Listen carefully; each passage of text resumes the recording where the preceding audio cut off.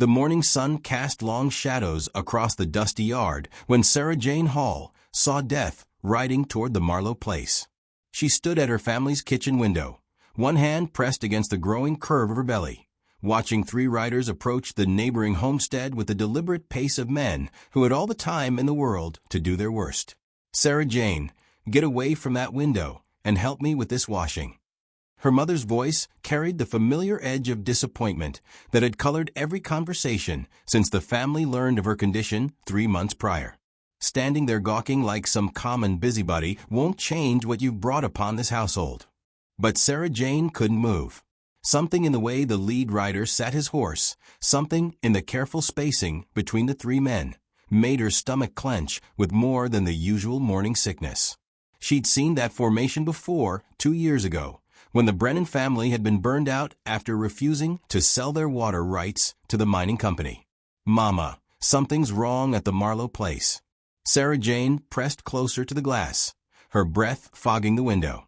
Those men are none of our concern," her father's voice cut through from the doorway. Thomas Hall stood with his arms crossed, his weathered face set in the same disapproving lines that had greeted Sarah Jane every morning since her shame had become visible. "Neither are the Marlowes, for that matter. We've got troubles enough without borrowing more." Through the window, Sarah Jane watched little Emma Marlowe, barely 6 years old, toddle out of the cabin to scatter corn for the chickens. The child's bright yellow dress was a cheerful splash of color against the brown earth, innocent of the danger approaching from the eastern ridge. Behind Emma, her mother Helen emerged, hanging washing on the line with the efficient movements of a woman who had borne 4 children and buried 2, who had learned to find joy in simple tasks, when larger joys proved too fragile for frontier life. The riders were close enough now that Sarah Jane could make out their faces. The leader was Caleb Brennan, not kin to the family that had been burned out, but the man who had done the burning. His scarred face told the story of his own losses, the fire that had taken his wife and children when a rival mining claim had been resolved 5 years past. Grief had twisted him into something sharp and bitter, and now he served whoever paid him to remove obstacles from their path. "Papa, it's Caleb Brennan," Sarah Jane said urgently. "He's got 2 men with him, riding toward the Marlowes like they mean business." Her father's expression shifted slightly, but his voice remained firm. "And what would you have me do, daughter? Ride over there and ask their intentions? A man who can't keep his own household in order has no business meddling in his neighbor's affairs." The words hit Sarah Jane like a physical blow, as they were meant to. Since the night she had confessed her condition to her parents, every conversation eventually circled back to her failure, her shame, the way she had ruined the family's standing in the community. Her mother had taken to her bed for 3 days after learning the news. Her father had spoken of sending her away to distant relatives, though where they would find family willing to take in a fallen girl remained unclear. But watching little Emma Marlowe play in the yard while 3 armed men approached, Sarah Jane felt something stronger than shame rise in her chest.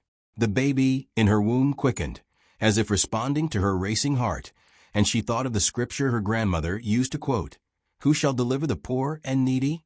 Who shall rescue them from the hand of those who would do them wrong?" "The Lord has made everything for its purpose," she whispered, her grandmother's voice echoing in her memory, "even the wicked for the day of trouble." "What did you say?"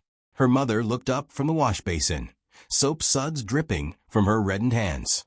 Sarah Jane turned from the window, decision crystallizing in her mind with the clarity that sometimes came in moments of crisis. "I said I have to go warn them." "You will do no such thing." Thomas Hall's voice carried the authority of a man accustomed to obedience from his children. "You've brought enough shame on this family without parading your condition around the countryside like some badge of honor." But Sarah Jane was already moving toward the door, her mind calculating distances and time. The riders would reach the Marlowe cabin in perhaps 10 minutes. If she took the path through the cottonwoods, she could make it to their back door in 8, maybe 7 if she ran. The baby made running difficult, but not impossible, not yet. "Sarah Jane, I forbid it." Her father's hand reached for her arm, but she was already through the door and into the yard. Behind her, she heard her mother's voice raised in distress. "Thomas, stop her." She'll make a spectacle of us all. But Sarah Jane was beyond caring about spectacles. She had spent 3 months absorbing the weight of her family's disappointment, 3 months listening to whispered conversations about what to do with her, 3 months feeling like a burden and a failure. Now, with danger riding toward an innocent child, she felt purpose flow through her like cold water from a mountain spring. The path through the cottonwoods was familiar territory. She had walked it countless times as a child, playing with Helen Marlowe's older children before they had married and moved to their own homesteads. The trees provided cover from her parents' view and would hide her approach from Brennan's men until she was close enough to the Marlowe cabin to raise an alarm. Her condition made the going slower than she would have liked. The baby seemed to press against her ribs with each jarring step, and her back ached from the unaccustomed exertion. But she pressed on, driven by the image of Emma Marlowe's bright yellow dress and the memory of her grandmother's voice. The Lord uses the weak things of the world to confound the mighty. Halfway through the grove, she had to stop and catch her breath. Leaning against a massive cottonwood trunk, she pressed her hand to her side where a stitch had developed and tried to calm her racing heart. In the distance, she could hear the sound of approaching hoofbeats, steady and deliberate. Brennan and his men were taking their time, confident in their superiority, certain that a lone woman and her children would pose no threat to their plans. As Sarah Jane moved closer to the cabin, memories flooded through her mind, memories of the last time she had seen violence come to their valley. She had been 15 then, still innocent of the harsh realities that frontier life could bring. The Brennan family had owned a prosperous mining claim up near Cedar Ridge, and Caleb had been a different man then, quick to smile, devoted to his wife Mary and their twin boys. Sarah Jane remembered seeing them at church gatherings, how Mary Brennan would bring honey cakes for the children, and how Caleb would tell stories that made everyone laugh. That was before the fire, before the night when rival claimants had decided that legal disputes took too long and torchlit solutions were more efficient. The Brennan cabin had burned like a funeral pyre against the dark sky, and when morning came, Mary and the boys were nothing but memory and ash. Caleb had survived only because he'd been checking his mining equipment in the hills, returning home to find his world reduced to cinders and grief. The man who emerged from that catastrophe bore little resemblance to the husband and father who had perished in the flames. Grief had carved away everything soft in Caleb Brennan, leaving only the hard, sharp edges of a man who no longer believed in justice or mercy or the possibility that good might triumph over evil. He had become a tool for hire, selling his skills to anyone willing to pay for problems to disappear. She pushed off from the tree and resumed her path, moving as quickly as her condition allowed. Through gaps in the foliage, she caught glimpses of the Marlowe cabin, its small windows reflecting the morning sun like watchful eyes. Smoke rose from the chimney. Helen would be preparing the new meal, unaware that death was riding toward her door. The thought spurred Sarah Jane to greater speed. Whatever the cost to her own reputation, whatever consequences her family might face for her actions, she could not stand by and watch evil triumph while she remained silent. The baby in her womb seemed to agree, settling into a calmer rhythm, as if understanding the urgency of their mission. As she neared the edge of the grove, Sarah Jane could see the Marlowe yard clearly. Emma was still playing with the chickens, her childish laughter carrying on the autumn air. Helen had moved to the vegetable garden, pulling the last of the winter squash before the killing frost that everyone knew was coming. Neither woman nor child had yet noticed the 3 riders who now sat their horses at the edge of the property, studying the cabin like men planning a siege. Sarah Jane crept to the very edge of the tree line, her heart hammering against her ribs. From here, she could see Brennan's face clearly, could read the cold calculation in his eyes as he surveyed the homestead. One of his companions, a thin man with nervous hands, kept looking toward the hills as if expecting someone else to arrive. The third rider, heavy-set and bearded, had already loosened his revolver in its holster. They were waiting for something or someone. This wasn't a simple robbery or eviction notice. This was planned violence, and the Marlowe women were completely unaware of their danger. Sarah Jane took a deep breath, feeling the baby shift as she prepared to step into the open. In a few moments, she would leave the safety of the trees and cross the 50 yards of open ground to the Marlowe cabin. Once she did, there would be no turning back. Her family would be humiliated. Her reputation would suffer even more damage, and she would be placing herself and her unborn child directly in the path of dangerous men. But as she watched little Emma Marlowe chase an escaped chicken around the yard, laughing with the pure joy that only children possessed, Sarah Jane knew she had no choice. Some things mattered more than reputation. Some truths were worth the telling, regardless of the cost. "The Lord is my shepherd," she whispered, her grandmother's favorite psalm coming to her lips as naturally as breathing. "I shall not want. He maketh me to lie down in green pastures.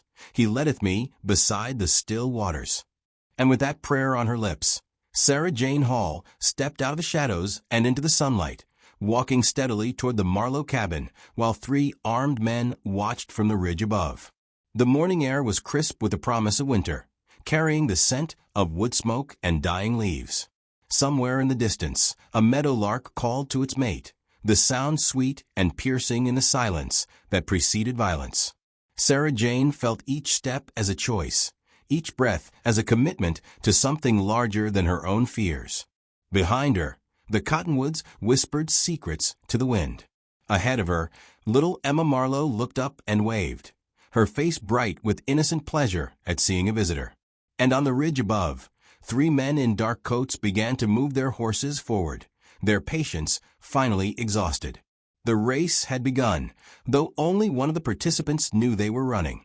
Sarah Jane quickened her pace as much as her condition allowed, her hand instinctively moving to protect the child she carried while her eyes remained fixed on the child she hoped to save. Looking at him now, standing in the Marlowe yard with his hand resting on his gun, Sarah Jane felt a complicated mixture of pity and revulsion. She understood how loss could change a person, how trauma could reshape a soul until it was barely recognizable. But understanding did not excuse what he had become, nor what he was preparing to do to an innocent woman and child.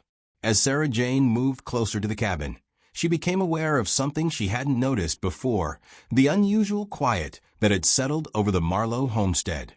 No birds sang in the nearby trees, no insects buzzed in the late-season flowers that Helen cultivated near her door. Even the chickens that little Emma had been chasing had fallen silent, as if the very air itself was holding its breath in anticipation of violence. This supernatural hush was something Sarah Jane had experienced once before, on the night her grandmother had died. She had been sitting beside the old woman's bed, holding her hand and listening to increasingly labored breathing, when suddenly all sound had ceased. No wind in the trees, no settling of the house timbers, no distant sounds of life continuing elsewhere. Just perfect, profound silence, as if the world itself was pausing to witness something sacred and terrible. Her grandmother had opened her eyes in that moment of silence and spoken her final words. "Child, when the world holds its breath, that's when the Lord is about to do something mighty. Don't you be afraid when your time comes to stand in that silence. That's when you'll know you're exactly where He needs you to be." Now, walking across the Marlowe yard with that same unearthly quiet surrounding her, Sarah Jane felt the truth of those words settle into her bones.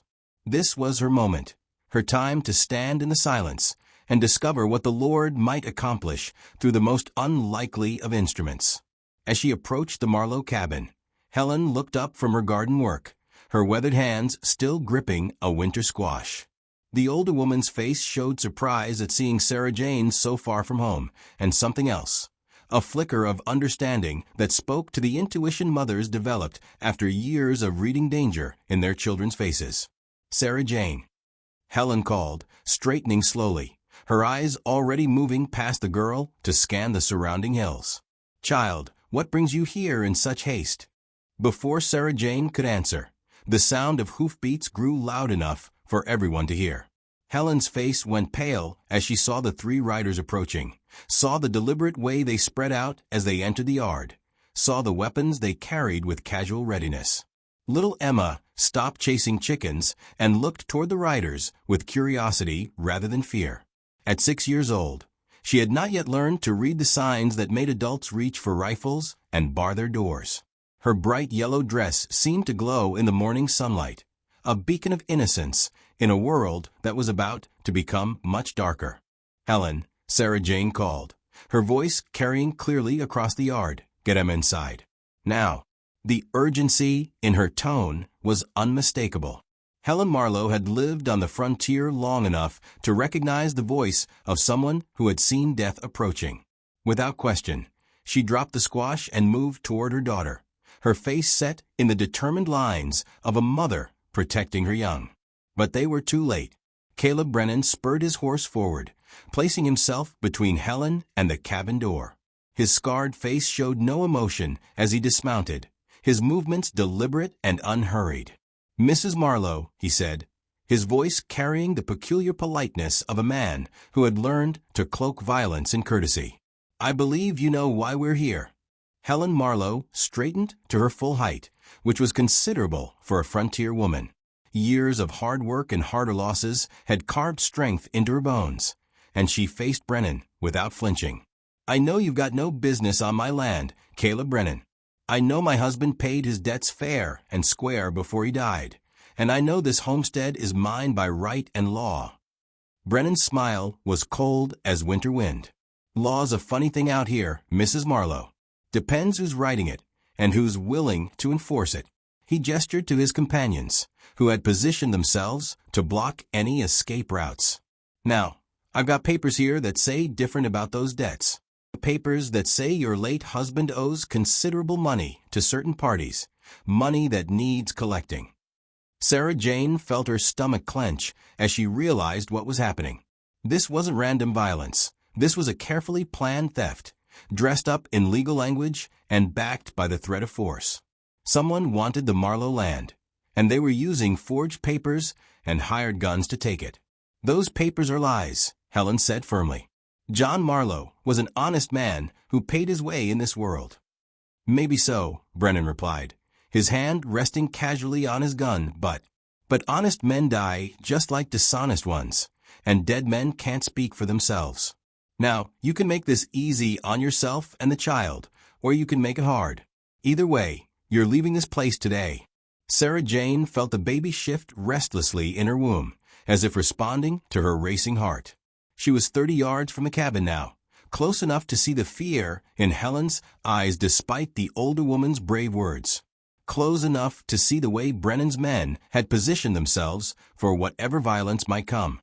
And close enough to see something that made her blood run cold.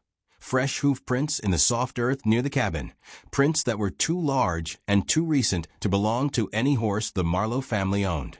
Someone else had been here recently.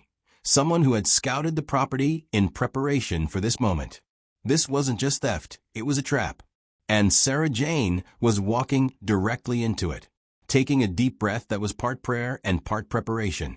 Sarah Jane stepped into the open yard and called out in a voice that carried clearly across the homestead. "Helen Marlowe, I've come to visit just like I promised." Her words were calculated to accomplish several things at once. They announced her presence before anyone could claim she was sneaking up on them. They suggested that her visit was expected, making it harder for Brennan to simply chase her away.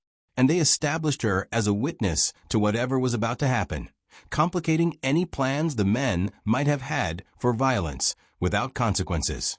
All 4 adults in the yard turned toward her, their reactions telling the story of the situation in vivid detail. Helen's face showed relief mixed with terror, grateful for support, but afraid that Sarah Jane was walking into danger. Brennan's expression shifted from surprise to calculation as he assessed this unexpected development. The thin man with nervous hands. Sarah Jane now recognized him as Pete Cartwright, a drifter who hired his gun to anyone willing to pay, had begun looking toward the hills again with increasing frequency. His agitation suggested that more people were expected, perhaps more men with guns, or perhaps someone with the authority to make this theft appear legal and proper. But it was the reaction of the bearded man that told Sarah Jane the most about their intentions. Instead of surprise or concern, his face showed irritation, the look of a craftsman whose work had been interrupted by an inconvenient witness. He had been planning to burn the cabin, and now he would have to wait or risk having his crime observed and reported. "Sarah Jane," Helen called, her voice carefully controlled. "Perhaps this isn't the best time for visiting. These gentlemen were just leaving." But Brennan had recovered from his initial surprise and was now studying Sarah Jane with the cold attention of a predator evaluating prey. His eyes moved from her face to her obviously pregnant condition, and something like contempt flickered across his scarred features. "Well now," he said, his voice carrying a new note of cruel amusement. "If it isn't the Hall girl. Heard you'd gotten yourself into trouble, but seeing it for myself is quite another thing." He looked her up and down with deliberate insolence. "Tell me, girl, does your daddy know you're wandering around the countryside in your condition? Seems like a family with your problems would want to keep their shame closer to home." The words hit Sarah Jane like physical blows, designed to humiliate and diminish her in front of everyone present. She felt heat rise in her cheeks and fought the urge to place her hands protectively over her belly. Instead, she drew herself up to her full height and met Brennan's gaze directly. "My condition is between me and the Lord," she said firmly, surprised by the steadiness of her own voice. "But what I see happening here is everyone's business. This is Helen Marlowe's land, bought and paid for, and she has every right to live on it in peace." Brennan's laugh was harsh and bitter. "Rights are for people who can enforce them, girl. Mrs. Marlowe here owes money, and that debt is going to be collected one way or another." "What debt?" Sarah Jane demanded, stepping closer despite the obvious danger. John Marlowe was an honest man who paid his debts while he lived. What money could Helen possibly owe? Pete Cartwright shifted nervously, his gun still drawn but pointed toward the ground. "Caleb, maybe we should just—" "Shut up, Pete," Brennan snapped, his attention still focused on Sarah Jane. "The girl asked a question, so I'll give her an answer." He reached into his coat and withdrew a folded document, holding it up for everyone to see. John Marlowe borrowed $500 from the Territorial Mining Consortium 3 months before he died. With interest and penalties, that debt now stands at $1,200, due immediately. Sarah Jane felt her heart sink as she looked at the official-looking paper in Brennan's hand. $1,200 was more money than most frontier families saw in 5 years of hard work. An impossible sum designed to be impossible, ensuring that no one could pay and providing legal cover for whatever theft was planned. But as she studied the document, something nagged at her mind, a detail that didn't fit with the rest of the story. John Marlowe died in late spring, nearly 6 months ago. If he had borrowed money 3 months before his death, that would have been in February, during the worst of the winter weather when travel to territorial offices would have been nearly impossible. "That's strange," Sarah Jane said aloud, her voice carrying clearly across the yard. "John Marlowe borrowed money in February? How did he travel to the territorial capital in the middle of winter to sign those papers?" Brennan's face darkened at the question, and Pete Cartwright's nervous energy increased noticeably. Even the bearded man looked up from his examination of the woodpile, suddenly alert to the conversation. "Travel arrangements aren't your concern, girl," Brennan said harshly. "The debt is legal and documented, and it's going to be collected." But Sarah Jane had caught the scent of deception, and her mind was working with the clarity that sometimes came in moments of crisis. "Who witnessed the signing?" she pressed. John Marlowe couldn't write his own name. Helen had to sign all their important papers. How did he put his signature on a document borrowing money? The silence that followed her questions was profound and telling. Helen Marlowe's face showed dawning hope as she realized what Sarah Jane was implying. Little Emma looked from adult to adult, sensing the change in atmosphere without understanding its meaning. And in that silence, the sound of approaching hoofbeats grew louder as an unknown rider drew closer to the homestead. Brennan's hand moved toward his gun, his patience finally exhausted. "Enough questions, girl. You're interfering with legal business, and that can be dangerous for young women in your condition." The threat was unmistakable, but Sarah Jane felt no fear. Instead, she felt the strange calm that had settled over her during her grandmother's final moments. the sense of standing in a place where earthly concerns faded before larger truths.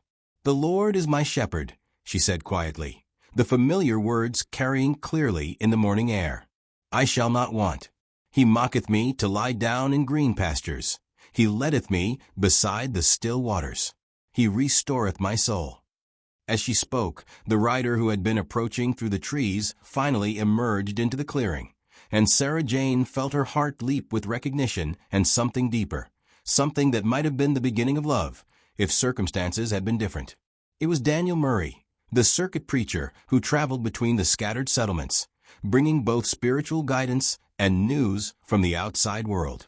But more than that, he was the man who had spoken kindly to her during her darkest moments, who had refused to join the chorus of condemnation that had followed her confession, who had quietly suggested that perhaps the Lord had purposes that human wisdom could not immediately comprehend. Daniel was 25 years old, tall and lean from constant travel, with gentle eyes that seemed to see past surface appearances to the heart of things. He had never spoken of romantic feelings. Such talk would have been inappropriate given his calling and her circumstances.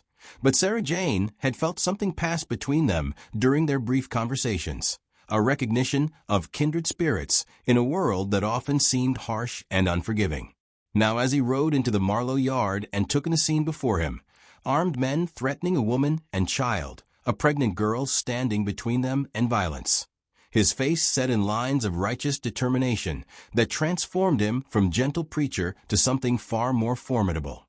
"Good morning," he said calmly, his voice carrying the authority of someone accustomed to commanding attention. "I trust everyone is well here." Brennan cursed under his breath, recognizing that his simple plan had become complicated beyond repair. A pregnant girl asking inconvenient questions was one thing. A circuit preacher who could spread word of today's events across 3 counties was quite another. The morning sun climbed higher, burning away the last wisps of mist and revealing the tableau in the Marlowe yard with perfect clarity. 3 armed men with theft in their hearts, a woman and child facing eviction or worse, a pregnant girl who had chosen to stand between predator and prey, and a preacher whose arrival might change everything. The dance of violence and redemption was about to begin in earnest, with the fate of the innocent hanging in the balance, and love arriving just in time to tip the scales toward hope. Daniel Murray dismounted with the easy grace of a man who had spent years in the saddle, his eyes never leaving the tense tableau before him. His horse, a sturdy bay mare named Grace, stood quietly behind him as he stepped forward, his presence immediately changing the dynamics of the confrontation.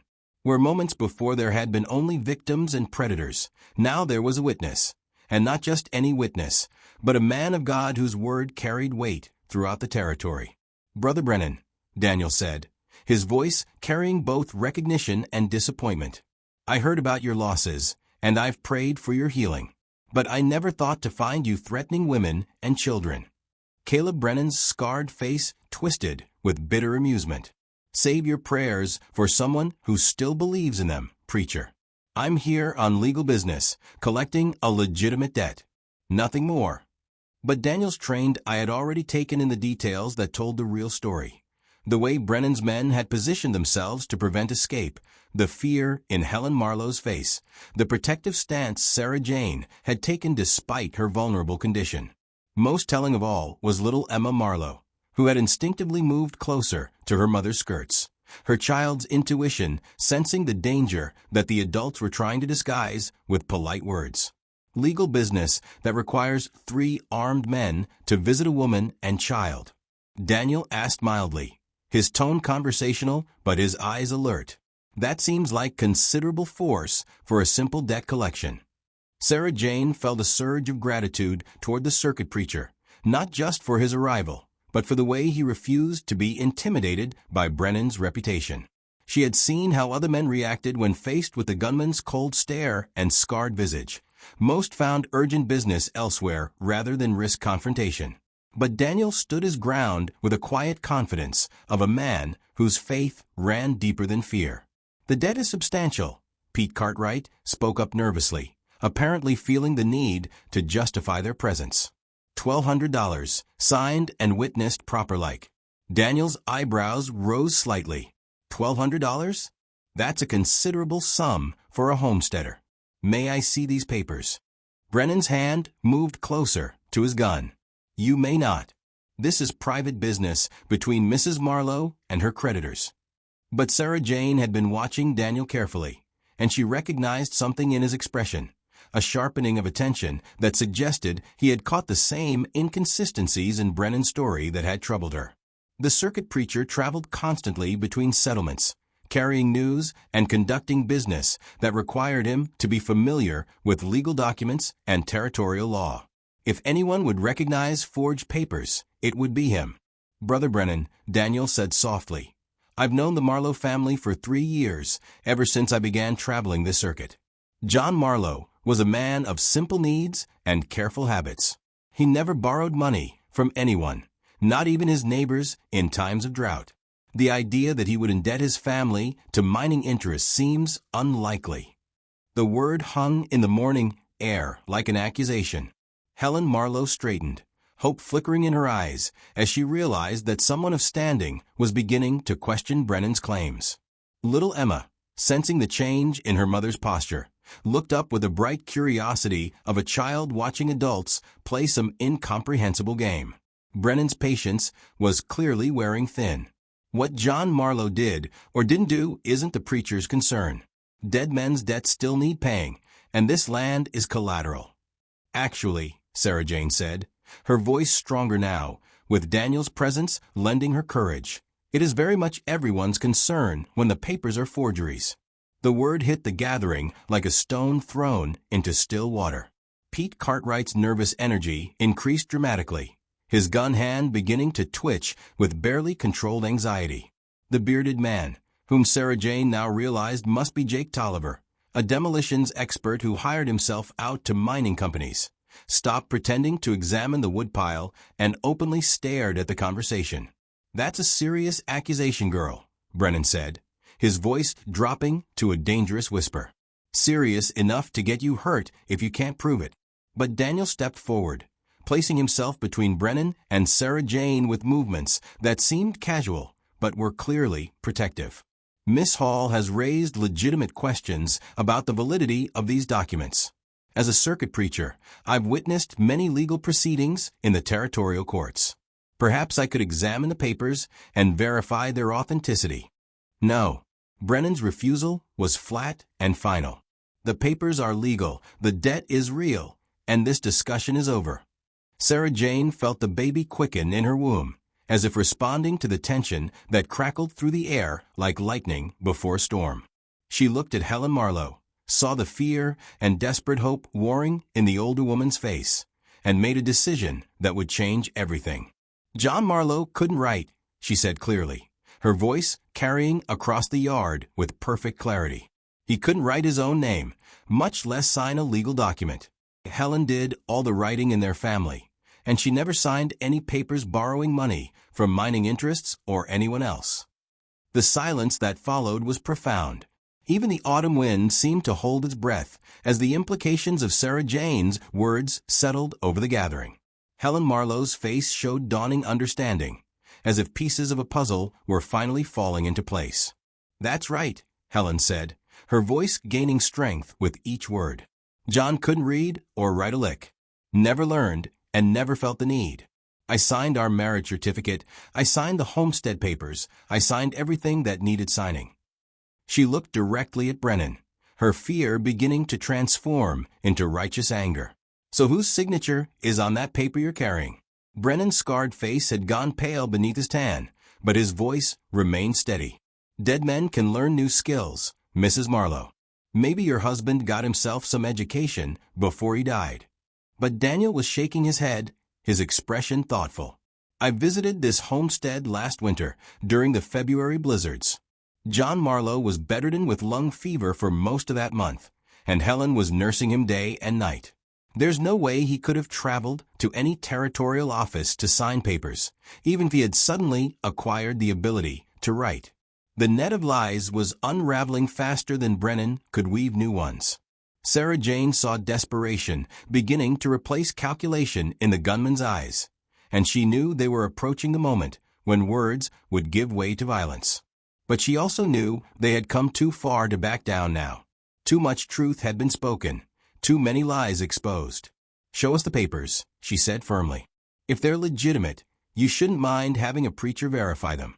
If they're not—" She let the sentence hang unfinished, but the implication was clear. For a moment, the tension was so thick it seemed to have physical weight. Brennan's hand hovered near his gun, while Pete Cartwright shifted nervously from foot to foot. Jake Tolliver had abandoned all pretense and was openly watching the confrontation, his bearded face showing the calculating expression of a man trying to decide whether his employers had paid him enough for the trouble this job was becoming. Then, cutting through the silence like a knife, came the sound of more hoofbeats approaching from the direction of the main road. Everyone in the yard turned toward the sound, and Sarah Jane felt her heart sink as she saw 3 more riders approaching at a steady pace. These weren't random travelers. They rode with the same purposeful formation as Brennan's group, and their arrival suggested that whatever was planned for the Marlowe homestead involved more than simple theft.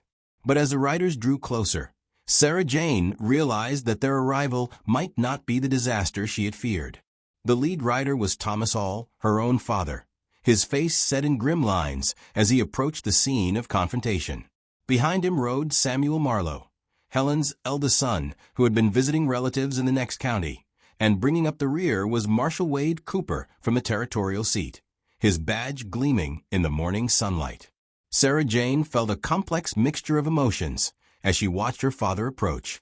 Part of her was relieved to see help arriving, but another part dreaded the confrontation she knew was coming.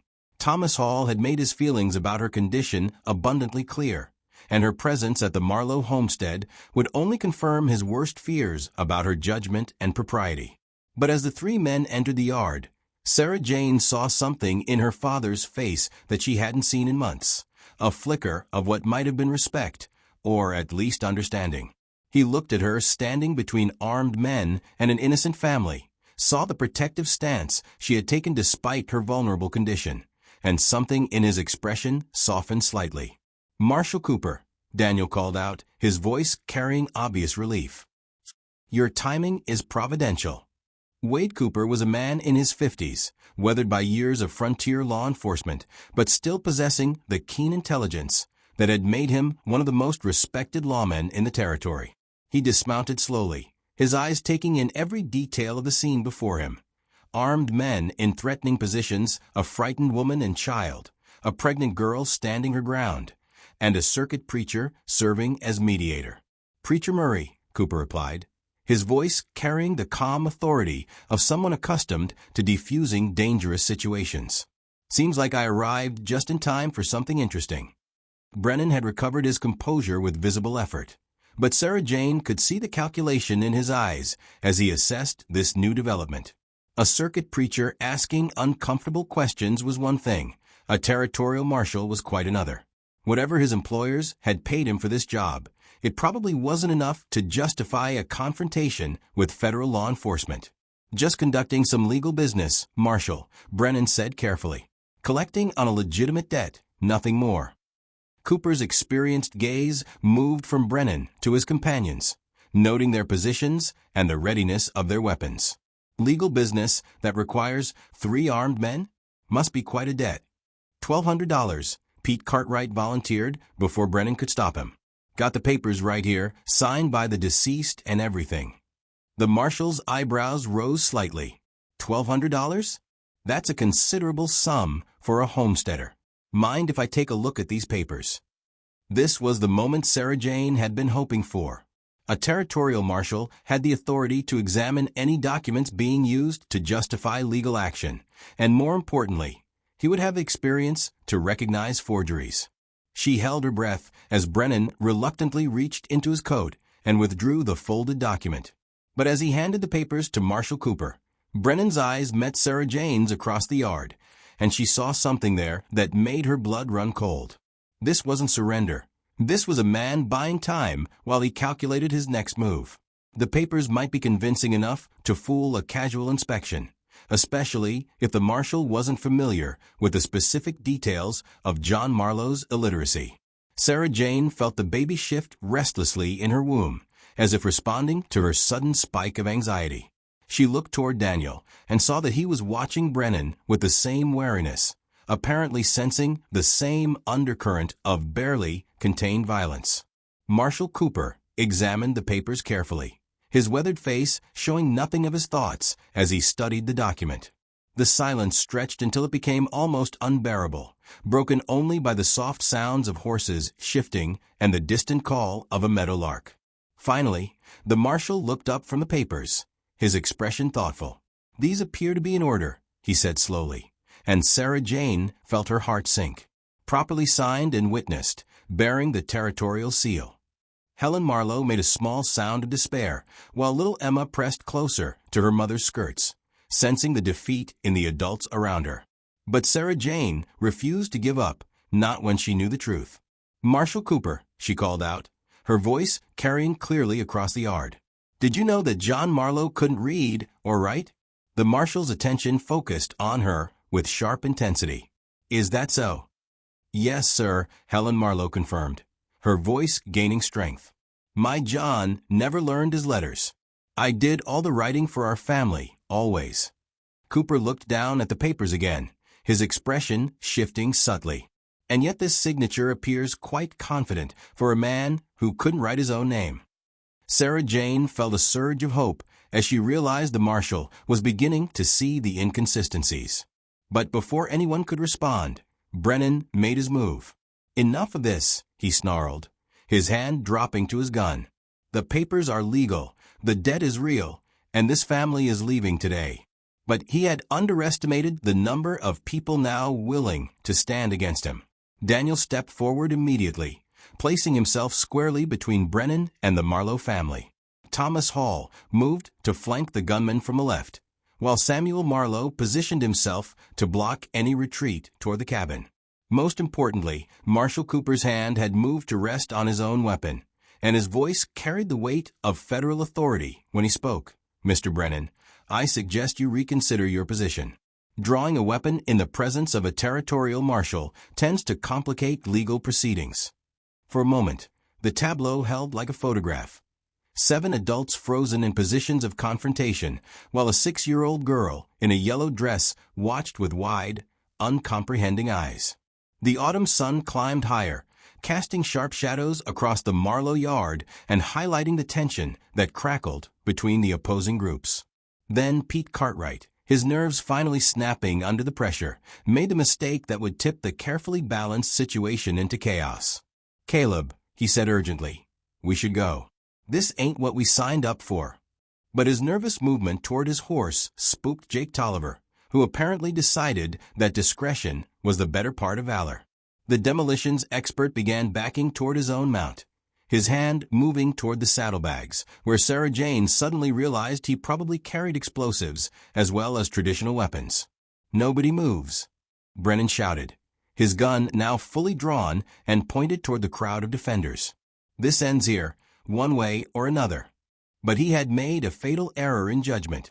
By drawing his weapon in the presence of a territorial marshal, he had transformed what might have been dismissed as a civil dispute into an armed confrontation with federal law enforcement.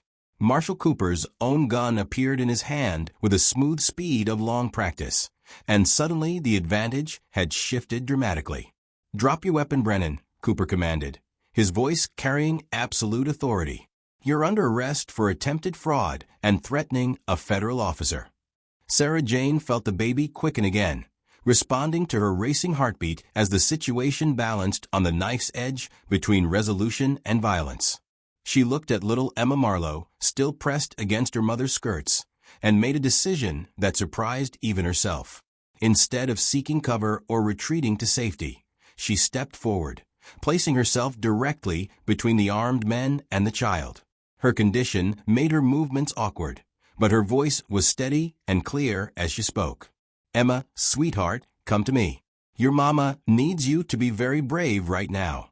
The little girl looked up at her mother, who nodded encouragingly despite the fear in her eyes. Emma walked slowly toward Sarah Jane, her bright yellow dress a splash of innocence in the midst of adult violence and hatred. As the child reached her, Sarah Jane knelt carefully and gathered Emma into her arms, her own unborn child pressing against the little girl she now sheltered. In that moment, she felt the full weight of what it meant to protect the innocent, not just the child in her arms, but the child she carried, and all the children who would grow up in this valley if good people were willing to stand against those who would corrupt it. "The Lord is my light and my salvation," she whispered, her grandmother's voice echoing in her memory. "Whom shall I fear? The Lord is the stronghold of my life. Of whom shall I be afraid?" The standoff continued, with Brennan's desperation growing more obvious by the moment. His original plan had been simple: overwhelm a lone woman with superior force and legal-sounding documents, seize her property, and disappear before anyone could mount effective opposition. But now he faced a territorial marshal, an armed circuit preacher, and witnesses who could expose his fraud across multiple counties. Sarah Jane could see the calculation in his scarred face as he weighed his rapidly diminishing options. She could also see the moment when desperation overcame judgment, when he decided that his only remaining choice was to fight his way out of the trap his own greed had created. "If we're all going to dance," Brennan said softly, his voice carrying the deadly calm of a man who had made peace with violence, "then let's dance." But before he could act on his threat, an unexpected voice cut through the tension like a blade through silk. "That's enough, Caleb." Everyone in the yard turned toward the sound, and Sarah Jane felt her mouth fall open in surprise. Standing at the edge of the clearing, having approached so quietly that no one had noticed her arrival, was an elderly Paiute woman whose weathered face showed both infinite sadness and unshakable strength. Sarah Jane recognized her immediately. This was Mary Crow Feather, the medicine woman who lived in the hills above the valley and who had delivered more babies and treated more illnesses than any doctor within 100 miles. But more than that, Mary Crow Feather had been present the night Caleb Brennan's family had died, had tried desperately to save his wife and children from the flames that consumed their cabin. Now she stood looking at the man Caleb had become, her dark eyes holding a mixture of pity and disappointment that was more devastating than any gun. "I know your pain, Caleb Brennan," she said softly, her accented English carrying the rhythm of her native tongue. "I held your Mary as she died. I tried to save your boys. I know the fire that burns in your heart." Brennan's gun hand began to tremble, though whether from rage or grief was impossible to tell. "You know nothing, old woman. Nothing about what I've lost or what I've become. I know you have become the very thing that destroyed your family," Mary Crow Feather replied with gentle implacability. "You have become the man who burns down homes and terrifies children. Your Mary would weep to see what her death has made of you." The words hit Brennan like physical blows, and Sarah Jane saw something break in his carefully maintained composure. For a moment, the scarred gunman wavered, his weapon dipping as memories of better times warred with the bitterness that had consumed his heart. But the moment of vulnerability passed, and when Brennan raised his gun again, his face showed only the cold emptiness of a man who had surrendered his soul to vengeance. "My Mary is dead," he said flatly. "Dead and burned and gone forever. Nothing I do now can hurt her more than that." "No," Mary Crow Feather agreed sadly. "But everything you do now hurts the children who still live. The children who trust adults to protect them, not terrify them." As if summoned by her words, little Emma Marlowe stirred in Sarah Jane's arms, looking up at the armed men with eyes that still held trust despite the fear surrounding her. In that moment, Sarah Jane felt the full power of what the medicine woman was trying to accomplish. She was forcing Caleb Brennan to see himself through the eyes of an innocent child, to confront the monster he had become. The autumn wind picked up, stirring the fallen leaves around their feet and carrying the scent of wood smoke from Helen Marlowe's kitchen fire. Somewhere in the distance, a hawk cried out as it circled on the thermal currents, hunting for prey with patient precision.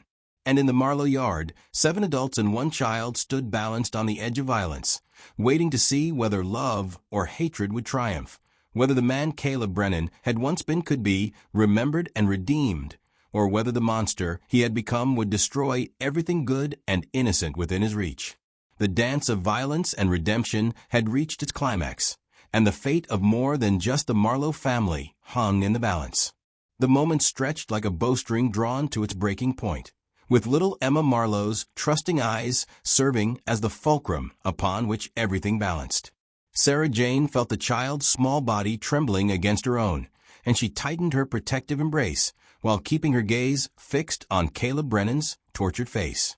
In that crystalline instant, she saw something flicker behind his eyes, a shadow of the man he had once been, the father who had told stories to make children laugh, the husband who had brought his wife wildflowers from the mountain meadows. But the shadow was fading fast, overwhelmed by the darkness that 5 years of grief and violence had carved into his soul. "Caleb," Mary Crow Feather said softly, taking a step closer despite the gun in his trembling hand. "Your Mary came to me in dreams after the fire. She spoke of forgiveness, of letting go the anger that poisons the heart. She wants you to remember love, not nurture hatred." Brennan's laugh was harsh and broken. "Dreams are for people who can still sleep, old woman. I haven't slept peaceful since the night my world burned." But Sarah Jane heard something in his voice that hadn't been there before, a chink in the armor of bitterness, a note of anguish that spoke to the pain behind his rage. She shifted little Emma slightly in her arms, feeling her own child move restlessly in response to her racing heartbeat, and found herself speaking without conscious thought. "I dream too," she said quietly, her voice carrying clearly in the autumn air. "I dream about my baby, about what kind of world I'm bringing him into. I dream about whether there will be enough good people left to protect the innocent, or whether hatred will win because good people are too afraid to stand up." She looked directly at Brennan, seeing past the scars and the gun to the broken man beneath. "My grandmother used to say that every child born is God's way of saying he still believes in the future. I'm carrying hope, Mr. Brennan. We all are every time we choose mercy over vengeance, love over fear." Brennan's gun hand wavered, the weapon dipping slightly as her words punctured the wall of rage he had built around his heart. "Hope," he repeated bitterly. "What hope is there for a man who's done the things I've done?" "The same hope that's offered to every sinner," Daniel Murray said firmly, stepping forward with the quiet authority of a man who had wrestled with questions of redemption in his own heart. "The hope of forgiveness, of starting again, of choosing a different path." Marshal Cooper had kept his own weapon trained on Brennan throughout the exchange, but Sarah Jane could see that the lawman was beginning to understand that this confrontation would not be resolved through force alone. The real battle was taking place in Caleb Brennan's soul, between the man he had been and the monster he had become. "It's too late for me," Brennan said, but his voice lacked conviction. "Too much blood, too much pain. Some things can't be forgiven." "That's not for you to decide," Helen Marlowe spoke up, her voice stronger than it had been all morning. "That's between you and the Lord the Lord I know is mighty slow to give up on his children."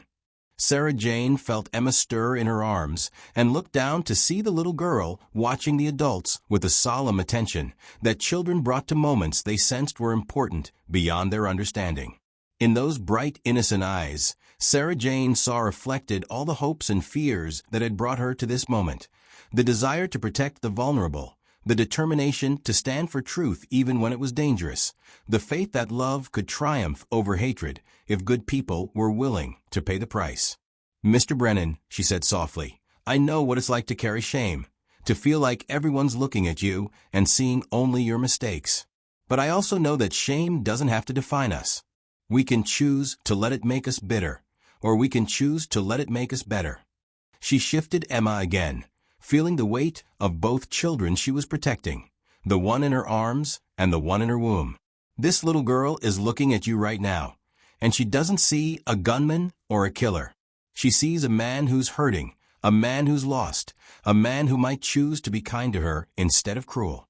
What are you going to show her about the world? What are you going to teach her about what men do when they have power over those weaker than themselves?" The question hung in the air like incense, sacred and challenging. Brennan's scarred face worked with emotions too complex for easy naming: grief, rage, self-hatred, and something that might have been the faintest stirring of hope.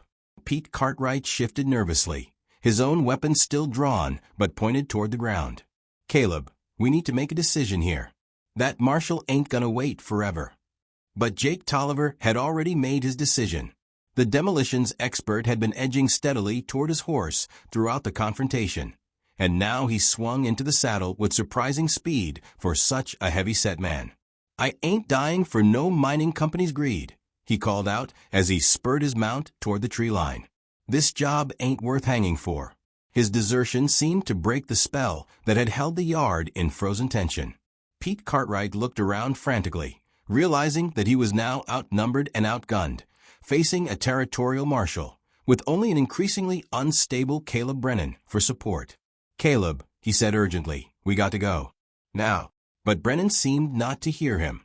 His eyes were fixed on little Emma Marlowe, who had begun to struggle slightly in Sarah Jane's arms, wanting to return to her mother, but still watching the scarred man with curious eyes. "She's not afraid of me," Brennan said wonderingly, as if the observation surprised him. "Why isn't she afraid?" "Because children see truth," Mary Crow Feather answered gently.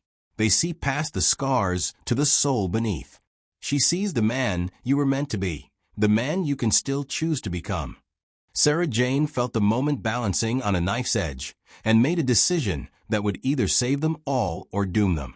Slowly, carefully, she began to rise from her protective crouch, little Emma still held securely in her arms.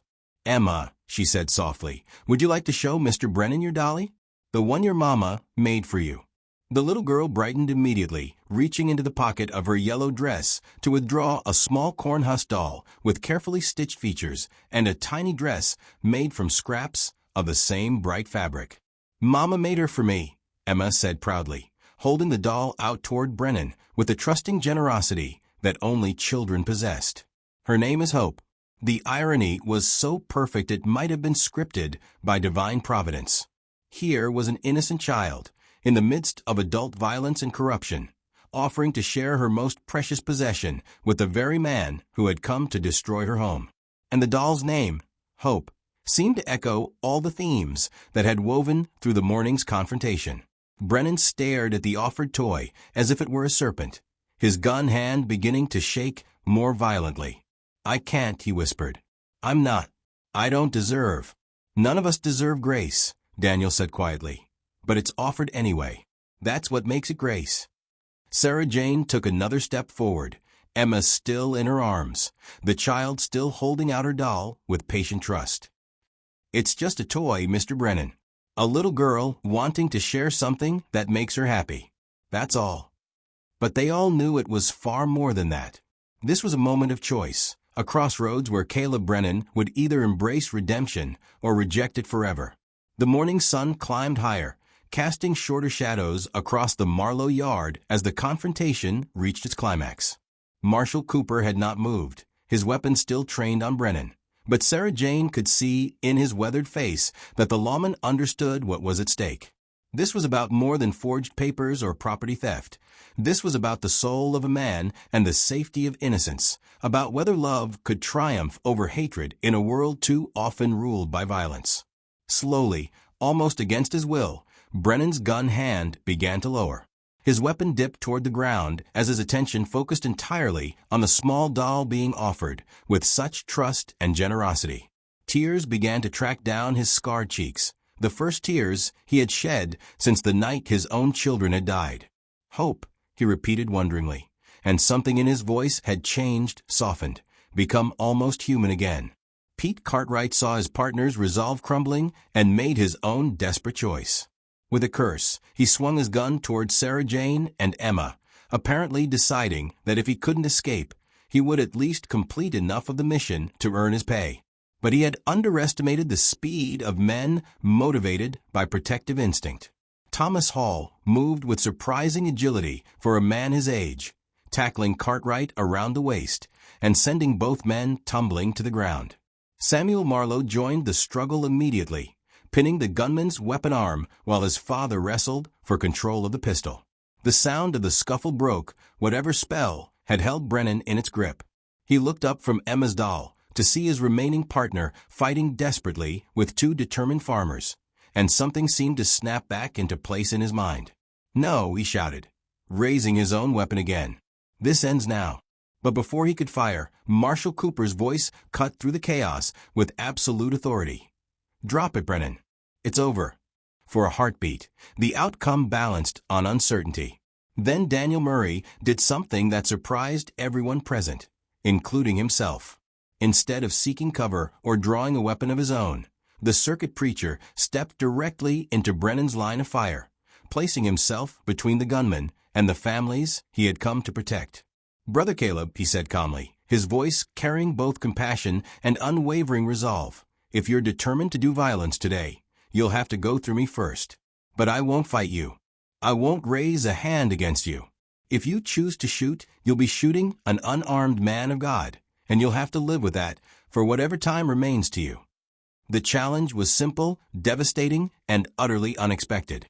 Brennan found himself facing not an enemy to be defeated, but a man offering his own life as a shield for others, a man embodying the very principles of sacrifice and love that Brennan had once believed in himself.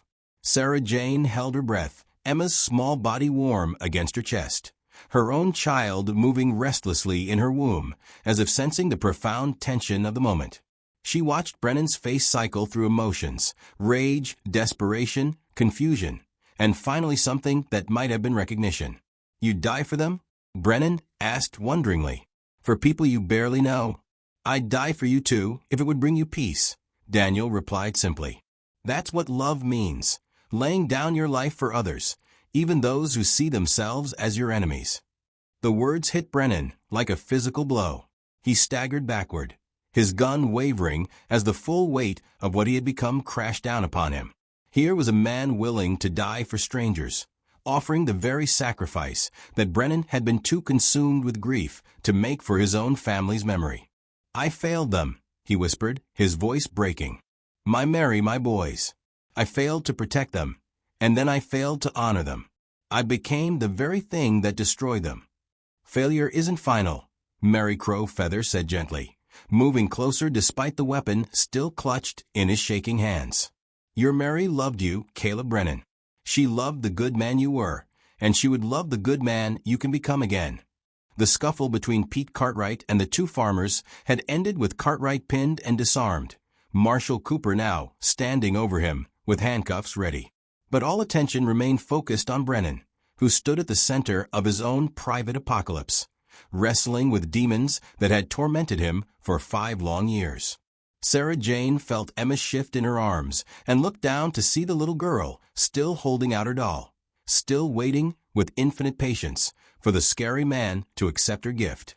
In that moment, she saw the profound truth that children understood instinctively, that love offered freely had the power to heal even the deepest wounds, that hope shared multiplied rather than diminished. "The children are watching, Mr. Brennan," she said softly. "Emma here, and my baby that isn't born yet, and all the children who will grow up in this valley. What are you going to show them about forgiveness? What are you going to teach them about second chances?" Brennan looked at her, really looked at her, perhaps for the first time. He saw not the fallen woman that society had labeled her, but a girl barely out of childhood herself, who had risked everything to protect innocence she barely knew. He saw courage in the face of shame, hope despite disappointment, love conquering fear. And in her eyes, he saw reflected the man he had once been, the man who had told stories to make children laugh, who had brought wildflowers to his wife, who had believed in goodness and mercy and the possibility of redemption. Slowly, as if his arm weighed 1,000 pounds, Caleb Brennan lowered his gun to the ground and let it fall from nerveless fingers. The weapon hit the earth with a soft thud that seemed to echo across the valley like thunder. "I'm sorry," he whispered, the words barely audible but carrying the weight of 5 years' accumulated grief and guilt. "I'm so sorry." Little Emma Marlowe, with the fearless love that only children possessed, wriggled free from Sarah Jane's arms and walked directly to the broken man who had come to destroy her home. She held out her cornhusk doll with both hands, offering it like a sacrament. "It's okay," she said with perfect sincerity. "Hope makes everything better." Brennan knelt slowly, bringing himself to the child's level, and accepted the small toy with hands that shook with more than fear. As his fingers closed around the cornhusk figure, Something seemed to break open in his chest, a dam of grief and rage that had held back every good emotion for far too long. He wept then, as he had not wept since the night he found his family's ashes. He wept for his Mary and his boys, for the years lost to hatred, for the good man he had buried beneath layers of bitterness and violence. And as he wept, little Emma Marlowe reached out with perfect trust and patted his scarred cheek with her small hand. "Don't cry," she said gently. "Mama says crying helps the hurt come out so the happy can come back in." The wisdom of innocence, delivered by a 6-year-old girl in a yellow dress, completed the transformation that 5 years of darkness had made seem impossible. Caleb Brennan, gunman and killer, began the long journey back to becoming Caleb Brennan, human being. Marshal Cooper moved forward carefully, his weapon holstered now that the immediate threat had passed. "Mr. Brennan, I'll need to place you under arrest for fraud and threatening federal officers." But given the circumstances, he looked around at the gathering of witnesses, all of whom had seen the man's genuine remorse and transformation. "I suspect Judge Whitmore's forged papers will be of more interest to the territorial authorities than your part in this affair." Sarah Jane felt a surge of relief as she realized that justice would indeed be served, but tempered with mercy. Brennan would face consequences for his actions, but he would also have the chance to make amends, to rebuild his life on foundations of redemption rather than revenge. Daniel Murray moved to her side, his presence warm and reassuring as they watched the drama's final moments unfold. "You showed remarkable courage today," he said quietly, his voice carrying an undertone of something deeper than mere admiration. "I just did what anyone would do," Sarah Jane replied, though she knew it wasn't true. Not everyone would have risked themselves and their unborn child to protect strangers. Not everyone would have seen past a gunman's threats to the broken man beneath. "No," Daniel said firmly, "you did what few people have the courage to do. You stood between evil and innocence, even when it would have been safer to turn away. That's not common, that's extraordinary." Their eyes met and held, and Sarah Jane felt something pass between them that had nothing to do with the morning's violence and everything to do with the future they might build together. She saw in his gaze recognition, respect, and the growing light of love that looked past society's judgments to the woman she truly was. Thomas Hall approached his daughter slowly, his weathered face showing emotions too complex for easy reading. The morning's events had forced him to see Sarah Jane not as the shame of his household, but as a young woman of remarkable courage and moral clarity. "Daughter," he said quietly, "I owe you an apology. I let my disappointment blind me to your true character. What you did here today." He paused, struggling with words that did not come easily to a man of his generation. "What you did was right and brave, and I'm proud to call you my child." Sarah Jane felt tears prick her eyes at the words she had despaired of ever hearing. Her father's acceptance wouldn't erase the shame society had heaped upon her, but it restored something precious that she had thought lost forever. Her place in her family, her worth as a person, her right to hold her head high despite her circumstances. "Thank you, Papa," she whispered, and felt her baby quicken in response to the joy flooding through her heart. Helen Marlowe reclaimed her daughter from Caleb Brennan's gentle custody, but not before little Emma had made the broken man promise to keep the cornhusk doll safe and remember that hope could make everything better. The simple exchange witnessed by all present seemed to seal the transformation that had taken place. Evil turned to good, hatred transformed to healing, violence redeemed by love. As the autumn sun climbed toward its zenith, the various participants in the morning's drama began to disperse. Marshal Cooper led the now docile Brennan and the captured Cartwright toward their horses, bound for the territorial capital, where justice would be tempered with mercy. Jake Tolliver was long gone, probably riding hard toward distant territories where his explosive skills might find employment that didn't involve federal marshals and righteous communities. Mary Crow Feather approached Sarah Jane before departing, her dark eyes holding a mixture of approval and ancient wisdom. "You carry more than a child in your womb," she said softly. "You carry hope for all our children. Birth him with joy, raise him with love, and know that his life will be a blessing to many." The medicine woman's words felt like both prophecy and benediction, a confirmation that Sarah Jane's choices had been guided by something larger than her own will. She placed her hand protectively over her belly, feeling her child respond to her touch with a flutter of movement that seemed almost like acknowledgement. Daniel lingered as the others prepared to leave, his eyes never straying far from Sarah Jane's face. Finally, when they were relatively alone in the Marlowe yard, he approached her with the careful respect of a man who understood the delicacy of their situation. "Miss Hall," he began formally, then seemed to struggle with the inadequacy of such address. "Sarah Jane," he corrected, his voice carrying a warmth that made her heart skip. "I hope you won't think me presumptuous, but I find myself wondering about your future plans." She looked at him searchingly, seeing in his gentle eyes a question that went far beyond casual interest.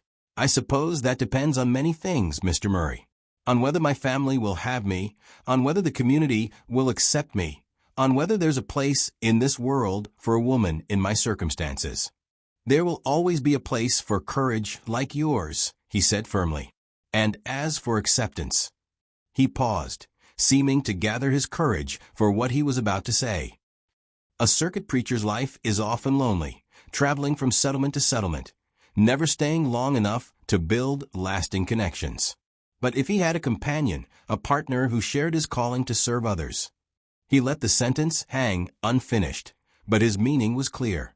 Sarah Jane felt her breath catch in her throat. Was he suggesting what she thought he was suggesting? Was it possible that this good man, this servant of God, could look past society's judgment to see her true worth? "Mr. Murray," she said carefully, "I'm not sure you understand my situation fully.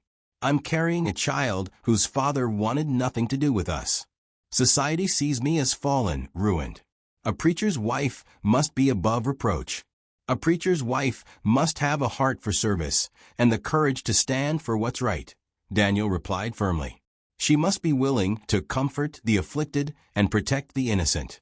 She must embody the love and mercy that are at the heart of our faith." He looked directly into her eyes, his gaze steady and sure. "I can think of no woman who has demonstrated those qualities more clearly than you have today." The words hung between them like a bridge spanning an impossible chasm.